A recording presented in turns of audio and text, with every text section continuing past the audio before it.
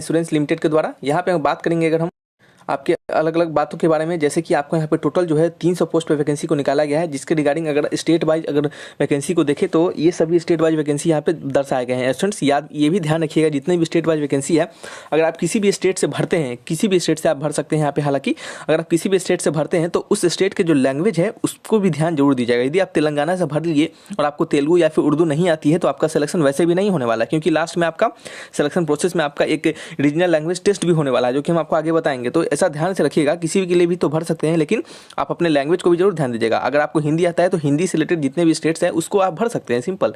अगर बात करते हैं यहाँ पे कैटेगरी वाइज वैकेंसी के बारे में, तो जो कि आप यहाँ से चेक कर सकते हैं।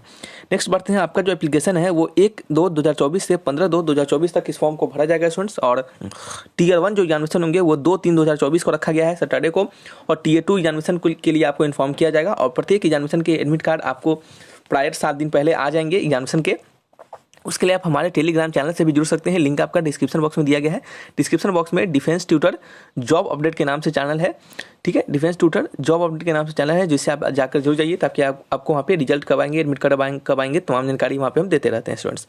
नेक्स्ट आगे बढ़ते हैं, और नेशनलिटी में जो होता है वो यहाँ पे भी है। एज लिमिट के बारे में बात करते हैं। आपका एज लिमिट 21 से लेकर 30 ईयर के बीच में आपका एज लिमिट रखा गया है, और जो एज रिलैक्सेशन मिलते हैं वो यहाँ पे भी आपको दिए जाएंगे। एजुकेशन क्वालिफिकेशन में सिंपल आपको आपका मिनिमम यहाँ पे जो क्वालिफिकेशन मांगा गया है वो आपके पास सिर्फ ग्रेजुएशन का डिग्री होना चाहिए। किसी भी यूनिवर्सिटी से, किसी भी स्टेट या यूनियन टेरिटोरीज के यूनिवर्सिटी से आपने अगर क्या किया है, स्नातक की डिग्री प्राप्त की है, यानी आपने ग्रेजुएशन किया है, तो इसके लिए आप एलिजिबल माने जाते हैं।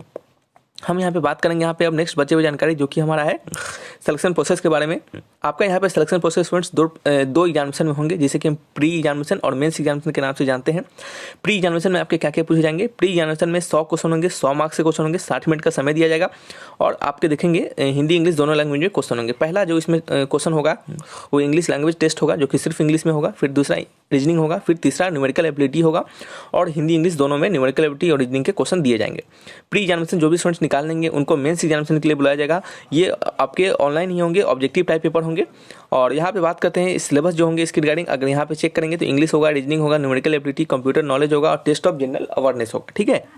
टोटल 200 क्वेश्चन होंगे, 250 मार्क्स के, और हिंदी इंग्लिश दोनों माध्यम में प्रश्न पूछे जाएंगे।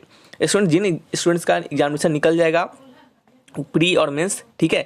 और बात करते हैं पेनाल्टी फॉर रॉन्ग आंसर जो होंगे वो एप्लीकेबल होंगे दोनों आपके एग्जामिनेशन यानी प्री एग्जामिनेशन में भी, और आपके मेंस एग्जामिनेशन में निगेटिव मार्किंग यहाँ पे रखा गया है। बात करते हैं स्टूडेंट्स, जिन स्टूडेंट्स का एग्जामिनेशन निकल जाएगा प्री एग्जामिनेशन, उनको मेंस के लिए बुलाया जाएगा। जिनका मेंस निकल जाएगा उनको क्या होगा स्टूडेंट्स, आपका नेक्स्ट जो है आपका वो रीजनल लैंग्वेज टेस्ट है, उसके लिए बुलाया जाएगा, ठीक है। मेरिट जो होंगे स्टूडेंट्स आपके, ये जो रीजनल लैंग्वेज टेस्ट है ये सिर्फ आपका क्वालिफाइंग नेचर का रहेगा, इसमें आपको कोई नंबर नहीं दी जाएगी, और फाइनल मेरिट जो है आपका वो मेंस एग्जामिनेशन के बेसिस पे निकाले जाएंगे।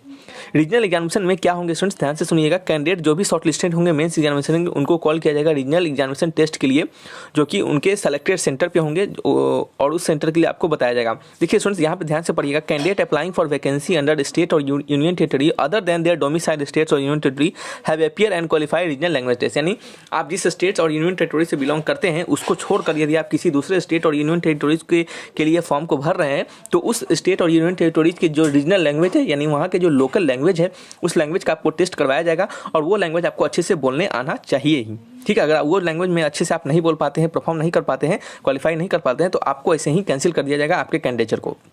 तो रीजनल लैंग्वेज पास करना बेहद ही जरूरी है।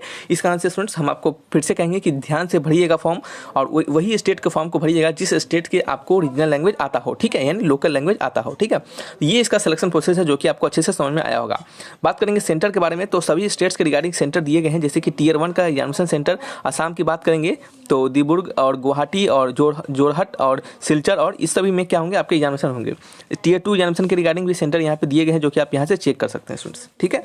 तो ये आपको अच्छे से समझ में आया होगा। और फीस जो है वो आपका ST SC PWD के लिए 100 रुपया है, और other than ST SC PWD को, जैसे कि OBC हो गए, EWS हो गए, जनरल हो गए, उनको 850 रुपया GST के साथ आपको देना पड़ेगा, ठीक है स्टूडेंट्स। तो ये इसके रिगार्डिंग आपका जानकारी है जो कि यहाँ पे आपको मिला होगा। अब हम बात करेंगे यहाँ पे आपका ये असिस्टेंट का पोस्ट है और इंश्योरेंस कंपनी में है। तो आपको यहाँ पे सिंपल इंश्योरेंस कंपनी का काम क्या होता है, लोगों को इंश्योरेंस प्रोवाइड करवाना और उनको इंश्योरेंस के लिए प्रोत्साहन करना, और अपने जो भी आपके ऑफिसर होंगे उनको आपको क्या करना पड़ेगा, असिस्ट करना पड़ेगा, उनके साथ जाना पड़ेगा।